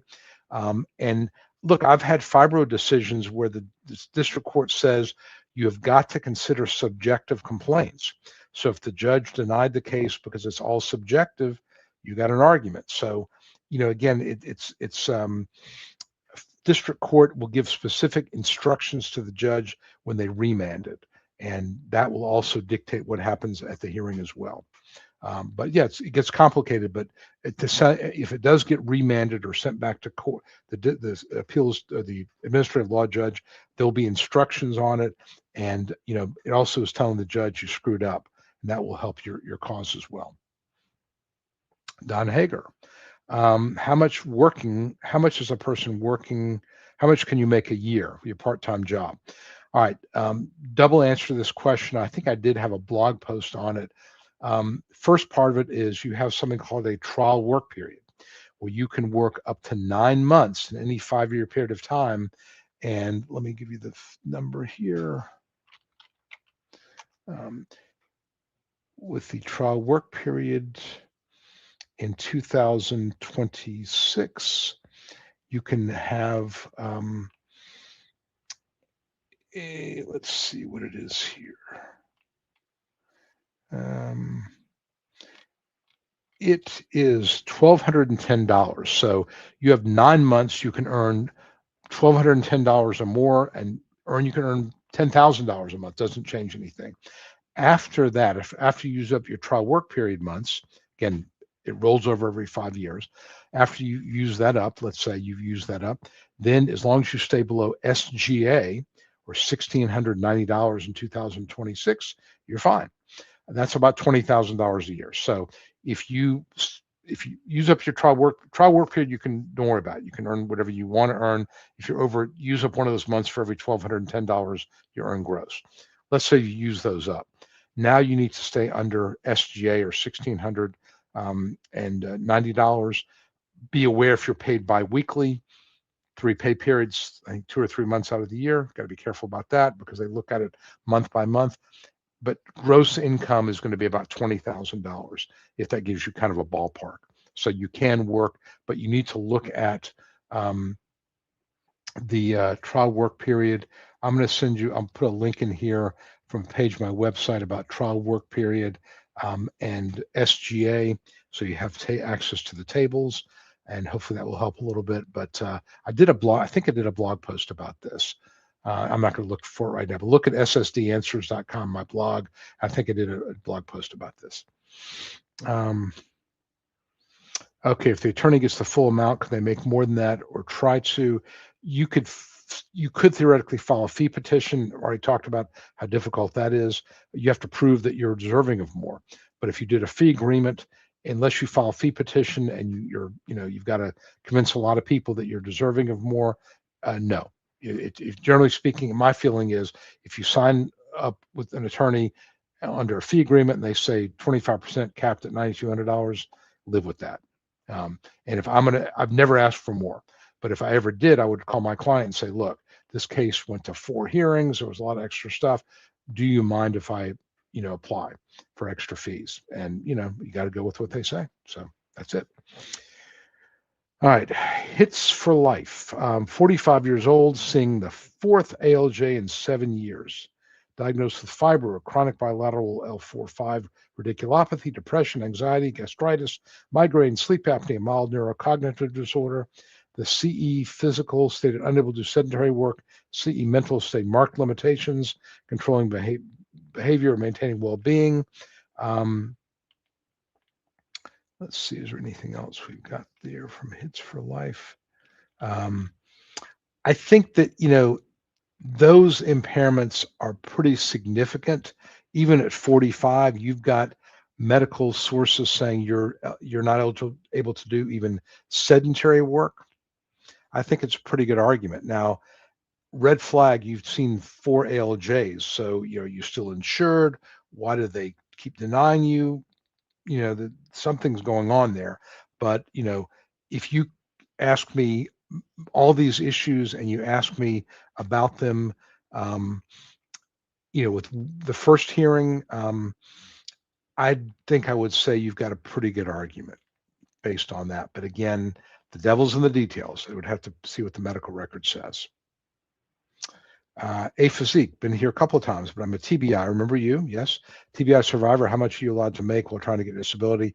Again, look, the person just asked that, and I just put a link in the in the description about trial work period. And if you are trying to get disability, I would say keep it. SGA 1690. I would say keep your earnings around 1,400 or less.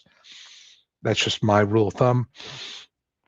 I just think if you earn $1,680, that looks a little like you're manipulating the system. That's just me. December 19th, Randy says, step 4 for a final review, non-medical. I think we talked about that. Non-medical is to determine whether you're still working or not. 61 and 4 stents. I think you were asked about a review earlier. That you're not going to get terminated on that. And if you're looking to win, that's a winning case. I don't like to say based on medical alone, but 4 vascular stents, 61, you meet the grid. You're not going to be doing medium work, I don't think. Rolling Rock, I was approved the first time around. I believe it was for mental. Is that rare? Yeah, it's rare because mental is hard to win on because it's invisible. It's based on what your doctors are saying. It's based on third-party reports, subjective testimony. Very hard to win. Very hard to win. 16 years ago, so yeah, it's hard to win in general. But and it's hard to tell you what was going on 16 years ago. In the where the Social Security is a little more lenient, a little tougher. I don't know, but obviously they haven't reviewed you. Obviously something significant. So no news is good news. No news is good news. Joseph, somebody was the me. You said 10% in 22 days a month. My last job, 2 or 3 days a week. Yep. So It sounds like the judge kind of ignored the ME, which is good, and the VE basically, said no jobs based on 10% off task and 1 to 2 days a month absences. And when you're doing 2 to 3 days a week, yeah. Which, by the way, I think it's good evidence if you can get it from a employer, your employment file that would show how many times you were absent, because you can testify about it. But if you've got it in black and white, yeah, that's very helpful. So I would tell you, get your employment file and it shows how many absences, excuse me, you had. Thank you so much. You're welcome, Amazing Grace. You're very, very welcome. Maurice says, I have a telephone hearing in 2 weeks. Do you have any advice? Yeah, I mean, I've got a bunch of videos about, how to prepare for hearings. The advice I always give, obviously, you want to talk to your lawyer, go through the, questions that you're likely to get. Um, do a little research on the judge. If you can, there's a lot of sites that give you percentage approvals from the judge. Not that that's going to, dictate anything, but you'll breathe easier going in with a judge who approves 70% as opposed to the one that approves 15%. So I think that's good to know. The most important thing I tell my clients is be specific. Eliminate from your vocabulary not very much, not very far, not too long.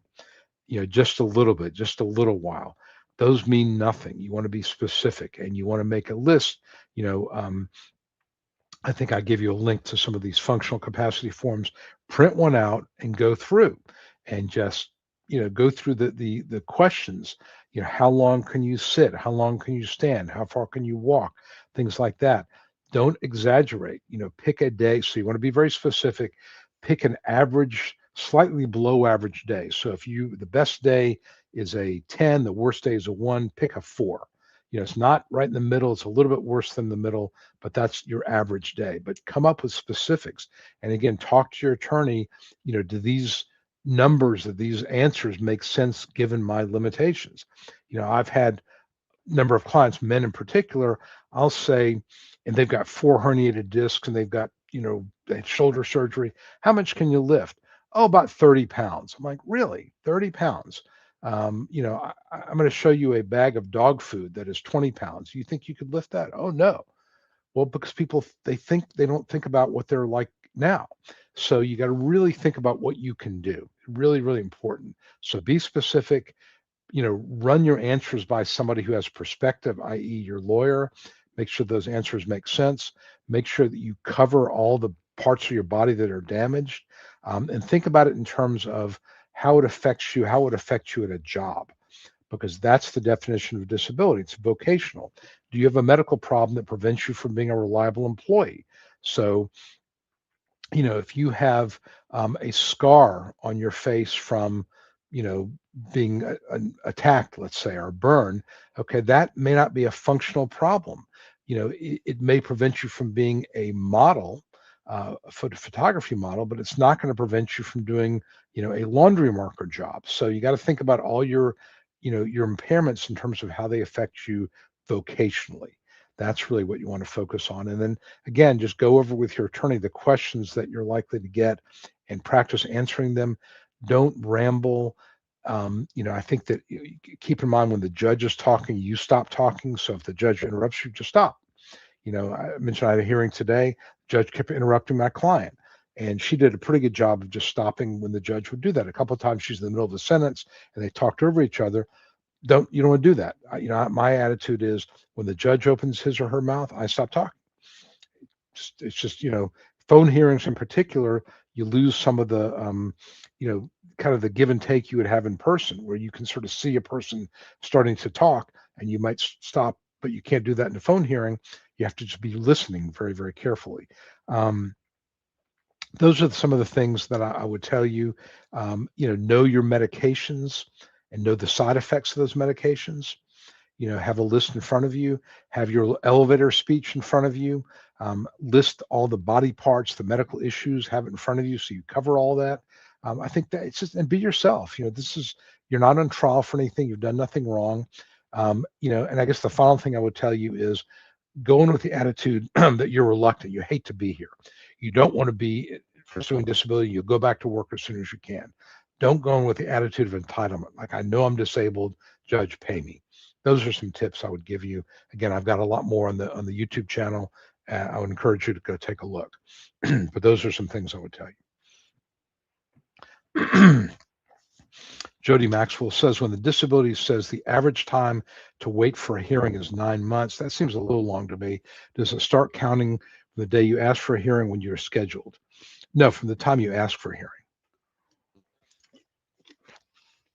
When you're scheduled, I think you get a advance notice about 70 days prior to the actual hearing. So a couple of months, but the 9 months, 8, 9 months to get a hearing is from the time you apply. Most of the time, but it's not written in stone. So it could be slower. John Wilson was thinking. I think you meant thinking.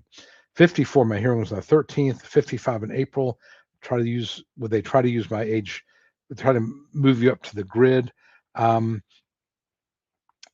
not seen that where a judge has delayed issuing the decision to get somebody to the next age category. More likely, if the judge wanted to do that, he would hold a supplemental hearing. And then, ask your lawyer, because if they do a supplemental hearing, it's going to be in September, October. Ask your lawyer and would you consent to a changed onset date?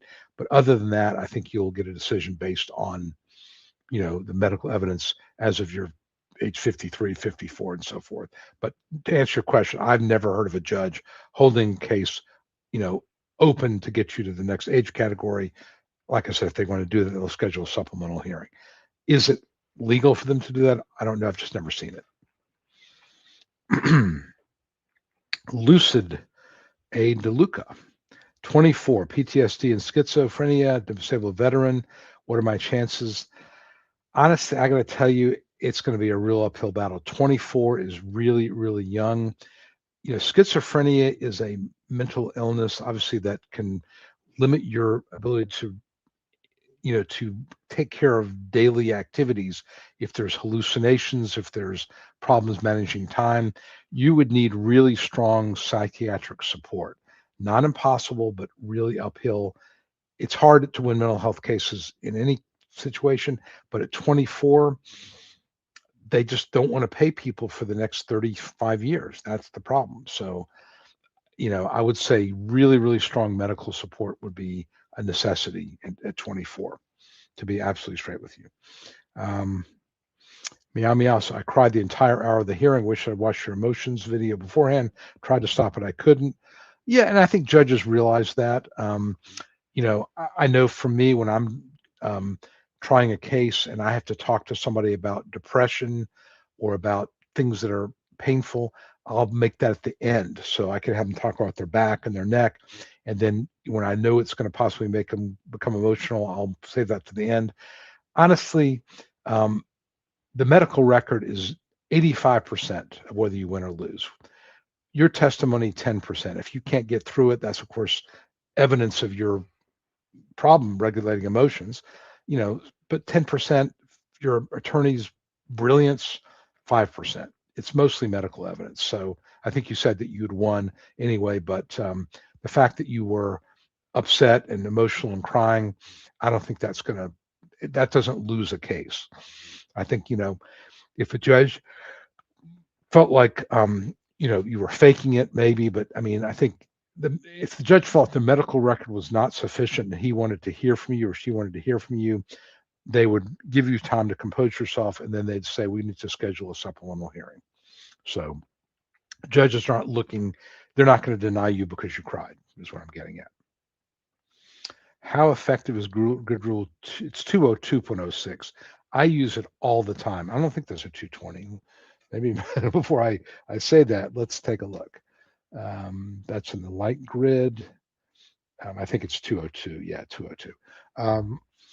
I think that 202.06 is very, very effective. It basically says a person who is 55 years or older, limited to light work, which again is 20 pounds, lifting occasionally, standing and walking 6 hours a day. It's a lot of jobs. Even if you could do that, you're disabled, assuming no transferable skills. So I raise it in almost every case of clients with physical impairments over 55 who've done any kind of skilled work. And it works a lot of times. Now, interestingly, judges will approve the case. They may use a functional capacity theory, but they will also say, in the alternative, the grid 202.06 applies anyway, making the case even more clear that it should be approved. But that's a very, very effective, good grid rule to use. And it would be a real pity if they got rid of it, because I win a lot of cases with it. Okay, so Lucid, the 24 has got an attorney. You have your ALJ meeting hearing. Okay. And again, hopefully your attorney has prepared you. I wish you the best. It is definitely a uphill battle, but hopefully you've got enough evidence there to win. Melinda Orr says, I have a large annular tear. It's in the back at L4-5, along with stenosis, disc bulges, upcoming hearing, very nervous. Any suggestions? My advocate said the evidence is there. You got to rely on what your advocate says. There's objective evidence that would support an allegation of pain. Your age is going to be a factor. The functional limitations you have will be a factor. Is the disc bulge pressing on a nerve? There's details I don't have, but your advocate says there's enough, then I think that person would have more knowledge than me. But there's objective evidence, which is a good start. And if you're over 50 or 55, you got the grids. You could certainly make an argument there too. Scott Walker has been on SSDI for 8 years. I scheduled a functional capacity evaluation to show the judge my condition has not improved. My insurance wouldn't cover this. It's $800. So are you being reviewed? Is that why you're trying to do this? Because why do if there's no review, why would you be in front of a judge if you've been on it? So maybe they're reviewing you. And $800 is a lot of money for a functional capacity evaluation, but it might be what you need to slam the door and to get rid of any question about your functional capacity. So you roll the dice a little bit. Do you come up with $800 some way somewhere and get that functional capacity exam and evaluation, which you don't know what it's going to come back with either, remember. But assuming it comes back in your favor, that's going to really make it very, very strong on the CDR. But if you don't have one, do you have enough other evidence? Is there a recent MRI? Do you have treating doctors who can support you? Those are some of the questions I would ask. But yeah, this is an issue. Insurance won't pay for it, and you really need it. R. Wiley, I sent my appeal and asked my congressman to get involved, flag for expedited. Yes, it does speed it up. Absolutely speeds it up. Absolutely speeds it up. Okay, so we're coming up on about 15 minutes to go. Just so you all know, I'm going to kind of zoom through stuff. The 4734 you're looking at, I'm looking, let me look at another one, SSA 4734.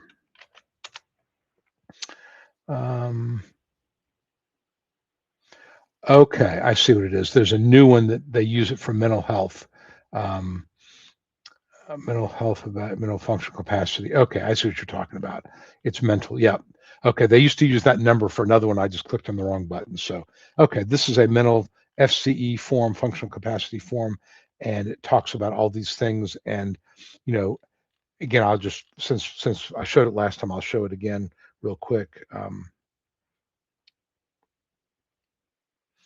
I do stand corrected on that. So here is the mental functional capacity assessment. This is the form that they use, Social Security uses. And what your question was, if you have, all these things show moderate or marked and only one shows no evidence or not significantly limited, is that going to hurt you? I still come back to, you want to make it believable. And, to say that there are limitations on everything starts to be a little bit of an issue.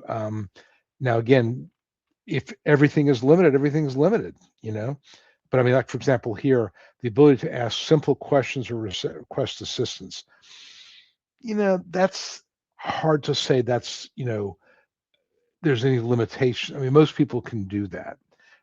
Again, you got to go with your gut on this. My feeling is I want my forms to be believable.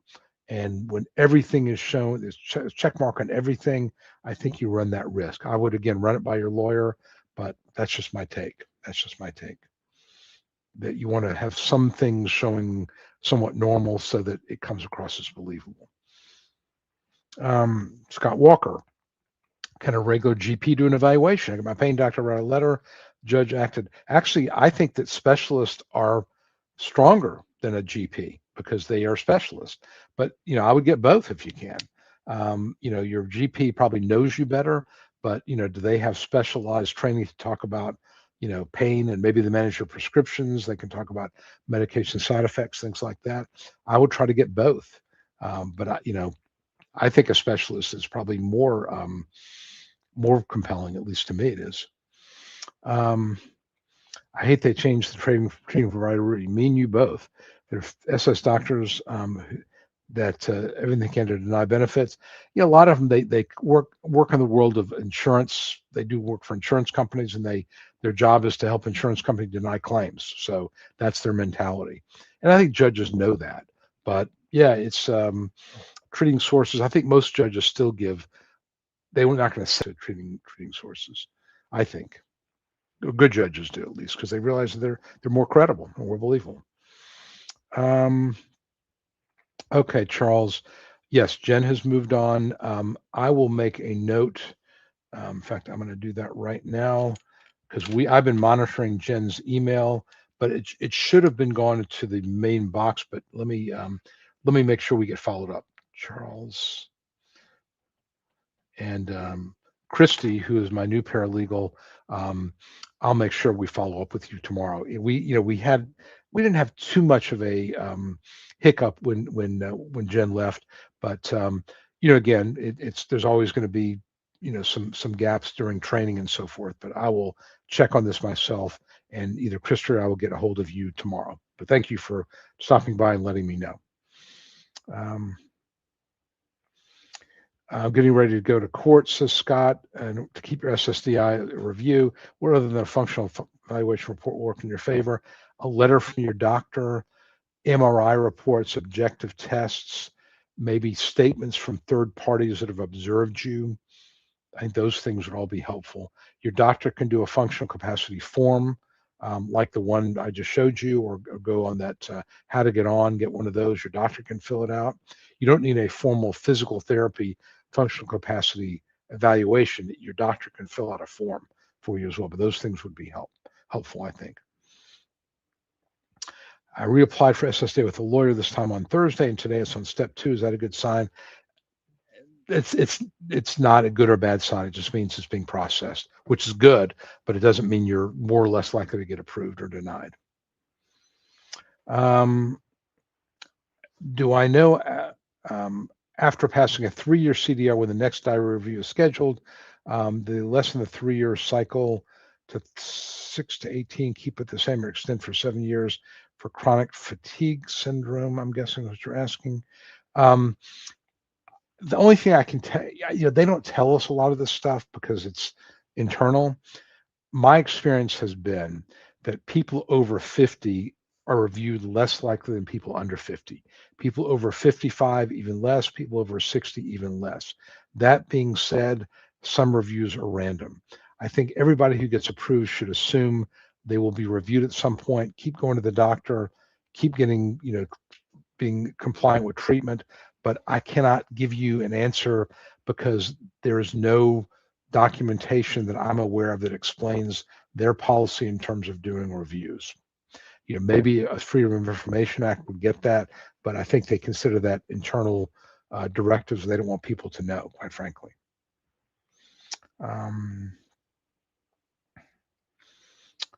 Just calling them a few months after passing and asking for a diary review. You could ask. I don't think it will. Will it cause them, if you say, what are the dates I'm going to be reviewed? Is that going to cause it to be reviewed more? I don't think so. I think it's based on a computer algorithm. So you can certainly ask. They may not tell you, but you can certainly ask.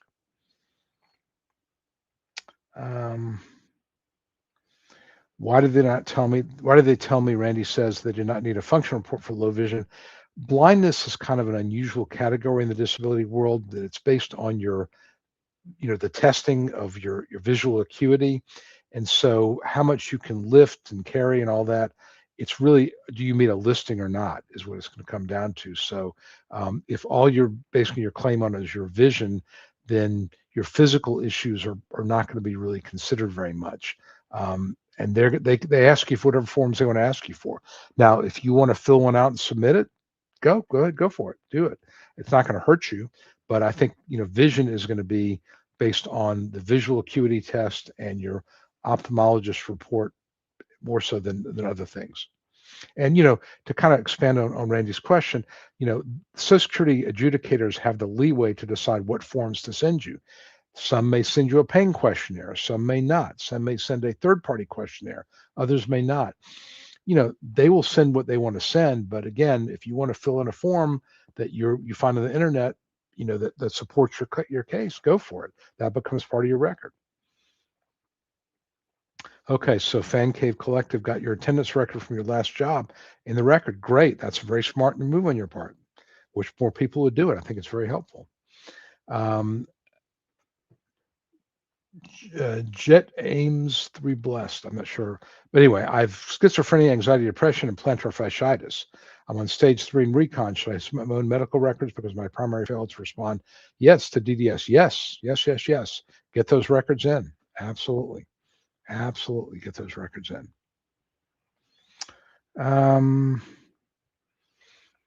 James Cap, have an overpayment debt back to February of 22 for some months in 2018, 2019. Now they're saying it's my fault.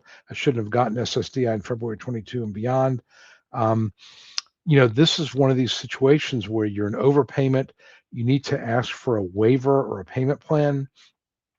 There's a form to do that. Let me see if I can find it for you real quick. Request for a waiver.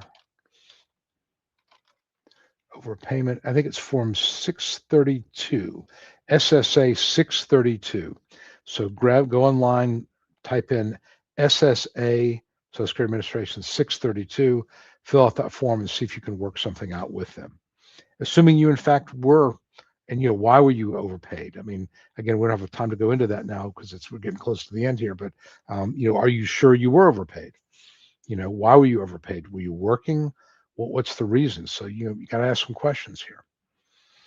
They want to cut you off and trigger another massive overpayment. And here's Scott's fighting to keep it. Okay. Again, overpayments are tough because it's hard to get a lawyer, because how do you pay a lawyer? There's no past due benefits. It's really, really difficult. All right, got time for a couple more questions. P. Brown is having a master's degree, being manager, not make it harder to. I mean, in theory, you have more transferable skills. That's what that's going to do, and more capability, more education. But again, if you've got significant pain, other, bathroom issues, let's say, that's going to erode the transferable skills, because you could be a triple graduate from Harvard, but if you've got irritable bowel syndrome and you go into the bathroom every 30 minutes, doesn't matter. If you've got migraine headaches that you can't focus, they happen 3 times a week for 2 days, it doesn't matter what your education is. If you have pain where you're taking gabapentin and oxycodone and you're flat on your back because of the side effects, doesn't matter how smart you are, what kind of work you've done. So I think those are some of the things that you want to focus on. Okay. Okay, I'm not going to have time for other people here. Okay, ask this. How for the forms, like the list of jobs, they update them sometimes. Some of the forms are updated every 3 or 4 years, sometimes every 5 or 6 years. You can look on the bottom of the form or the top, it'll say revision date when it came out. But it just depends on when they feel like they need more information. I think I'm convinced there's some little gnome sitting in the Social Security office in Washington, D.C., who has no other function to collect his paycheck other than to make the forms longer and more complicated. But that's just me. All right, spoke to Angela. Angela's direct email is angela@ssdanswers.com. So that's how you get a hold of her. And I will let her know that somebody's been trying to reach her, and she will get back to you. And if you can't get a hold of Angela, reach out to Madeline, and that's Madeline is Madelin. There's no E, just Madelin at ssdanswers.com, and one of the two of them will get back to you. Okay. All right, I'll make this the last one. Who decides the grid rules, the judge or the lawyer? The grid rules are what they are. I mean, nobody decides them. Either you fit within them or not. Now, the judge would have to decide whether you have transferable skills to meet a grid rule. But as far as whether they fit, if you're over 50 and you have physical impairments, you can argue that the grid rules apply. And again, transferable. If you have no past relevant work, and you're also your functional capacity limited to sedentary or light. So a judge has to decide your RFC, your residual functional capacity. Judge has to decide, transferable skills. But that's what the judge does. But you can make arguments to show and give the judge no choice if you show, that you are clearly limited by, medical evidence to a sedentary or light RFC. You can't lift more than 10 pounds. That's going to limit you right there. Again, a judge could ignore it, but it's going to be, I think appealable. And if you, past relevant work, if no past relevant work at SGA level over 5 years, more than 5 years ago, then you have no past relevant work. That's not a judgment call. That's fact. So you can make the judges make it very hard for them to deny you under the grids, is what I'm saying. So, okay, I know I got a couple more questions. I'm sorry, but we're already at 2 hours. I'll be back next week, and again, I think Spencer Bishens will be with me next week. Spencer was really entertaining last time he was on. Very high energy, has very strong opinions, and will answer your questions along with. It's really a lot of fun with him there. So, anyway, thank you all for coming. If you're in the path of this big storm, this big ice storm, stay warm. Charge up all your devices. Get some battery packs so you can charge your phone. You can get out. You have access to the world. If you have fireplaces, get some firewood because ice can stop things for a couple of days. Go to the grocery store. Make sure you have water and some tuna fish, something to eat. Hopefully we'll all get through this. But I wish you all safety, because it's going to be looks like it's going to be kind of crazy. So I'm hopefully that won't be as bad as they say it could be, but who knows. So anyway, hope everybody has a good evening. Stay safe, stay warm. I'll see you all next Wednesday evening, 8:30. See you then. Bye.